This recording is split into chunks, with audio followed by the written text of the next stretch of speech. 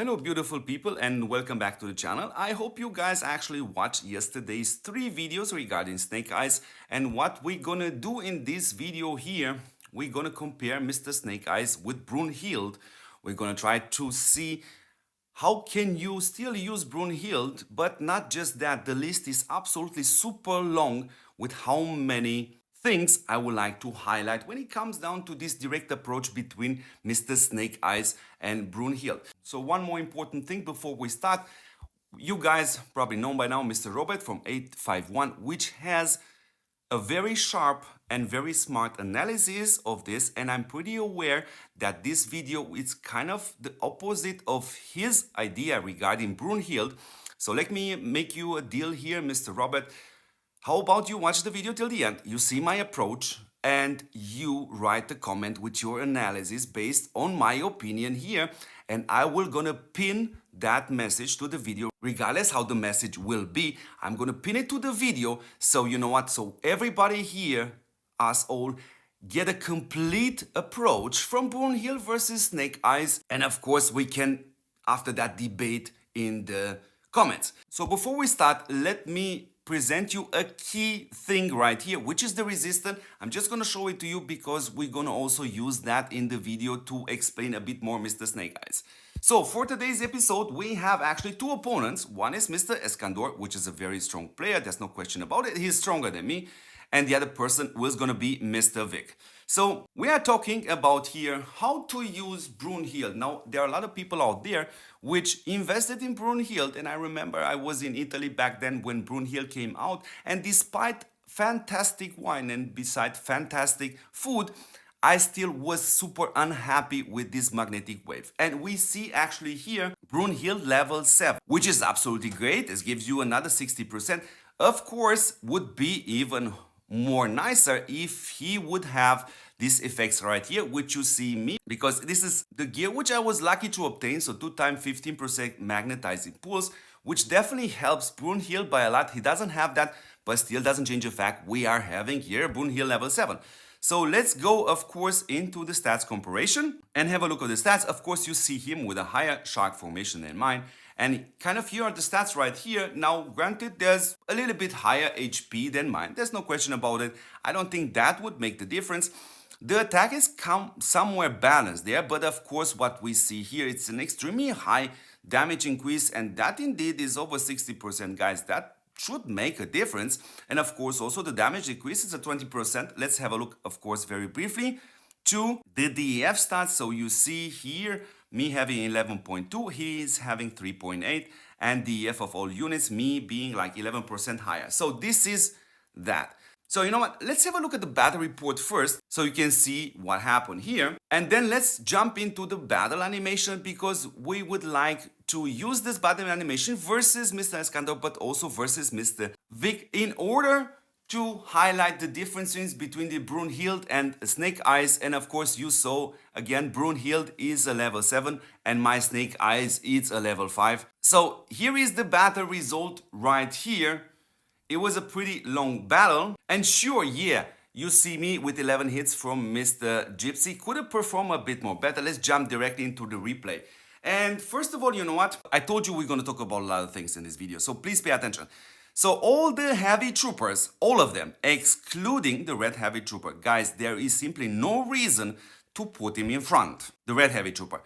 All other 3 heavy troopers, sure, you can do that. Now let's talk about why I should put it in front. Now, of course, we see in this video me also using the formation. So in other words, yes, slots 1, 2, 3, we're gonna do the highest damage. So putting the yellow heavy trooper or the newer heavy trooper, the blade, so 1, I think it's the name. It's kind of a good idea because, yeah, sure, he will take damage over time, but he's also helping actually keeping a bit longer the slots 1, 2, 3 alive, which also do a lot of damage.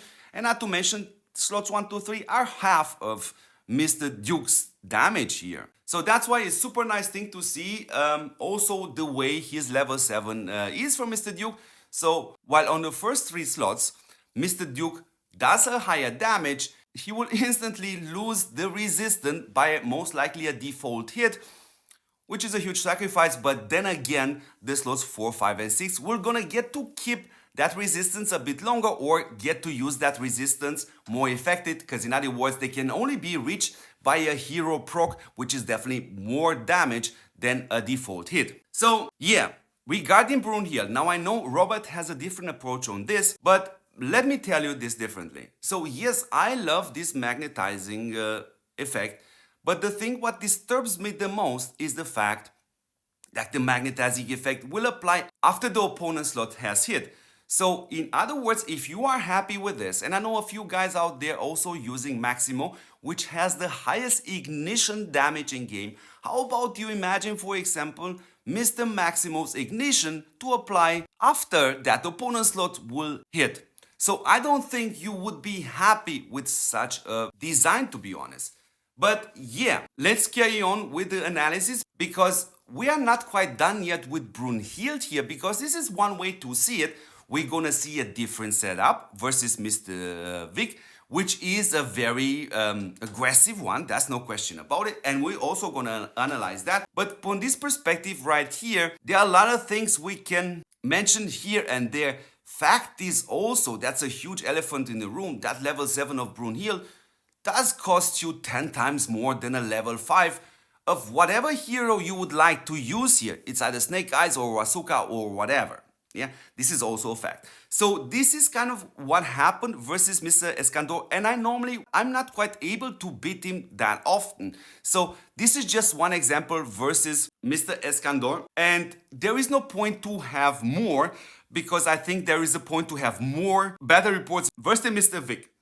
And let's jump into that. So while I'm preparing the battle reports, you know what? I think Mr. Vic right here is also a content creator on YouTube, and he does some videos regarding TOPWAR battle events. It's absolutely fantastic. So I'm super happy always to see a new content creator, and I recommend you guys to check him out. So yeah, Mr. Vic, now it's your turn to put you on the screen, and let's first have a look at the setup. Now granted, again, we said I'm not satisfied that the magnetic wave applies after. If he would have applied before, we wouldn't have an issue. But then again, we have a way to bypass this, and this is one way to play it.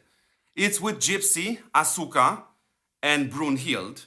Of course, you don't have the indestructible buff, and I will have to find somebody which has a striker with Asuka and Brunhildr, and see also kind of the last possible way in which we could put Brunhildr in a semi-good light, to be honest, from my perspective.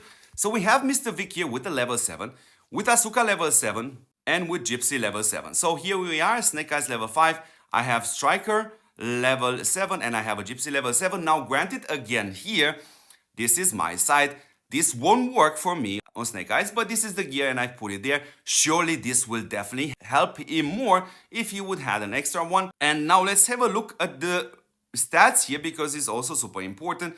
Now you see here Mr. Vic having a level 50 Shark and tier 6, which is granted stronger than me. You also see now up around 500% HP. It's kind of gonna be noticeable, more or less, or seeable in the battle animation.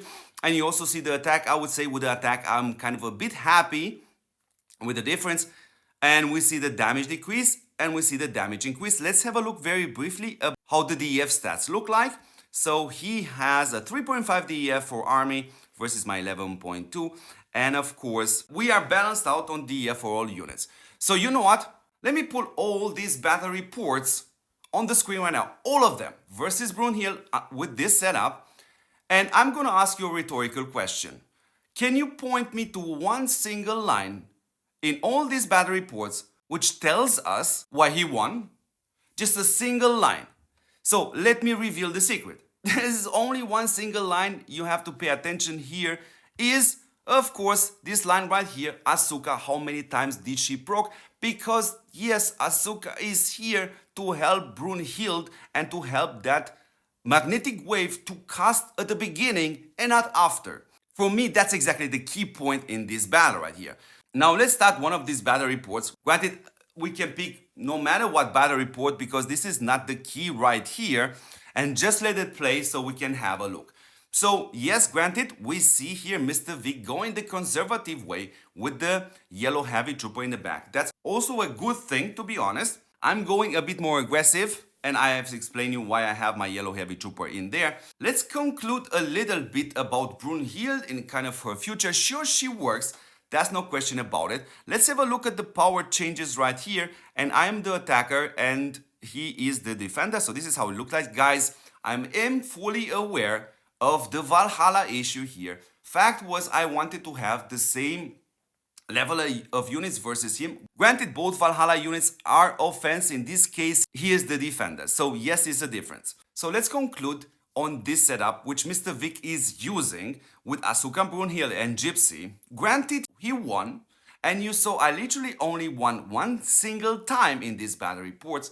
But I think we really have to ask ourselves a different but very important question when it comes down to real battles in events, which can take up to 1 hour, 2 hours, and even longer in Eternal Land and Terra Aurora, because the question is super important. How is your units management? Because I don't quite think just answering the question, are you winning or losing battles, is kind of the most important or the only question out there. I think another very important question is, how is your units management? Because in other words, how would your units management be over time with a different setup, sure winning, not losing too many troops? So guys, here is the last point in this video, in which is gonna be probably the main point of Mr. Robert's different opinion to mine is, how about Mr. Snake Eyes under the weakness towers? Now this is known to us due to Pollock being literally the same. Sure, if I'm protected by the weakness towers and an opponent will hit me, yeah sure, Mr.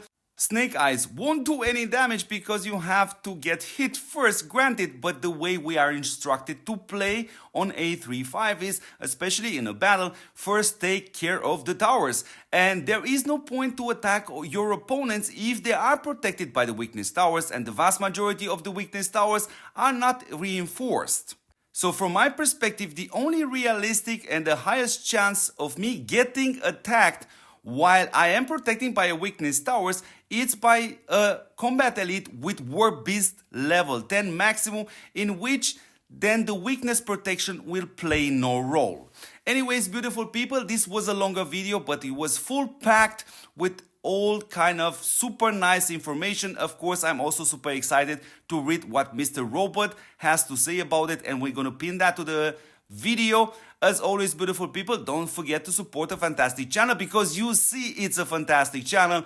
And as always, don't forget to see me in the next episode.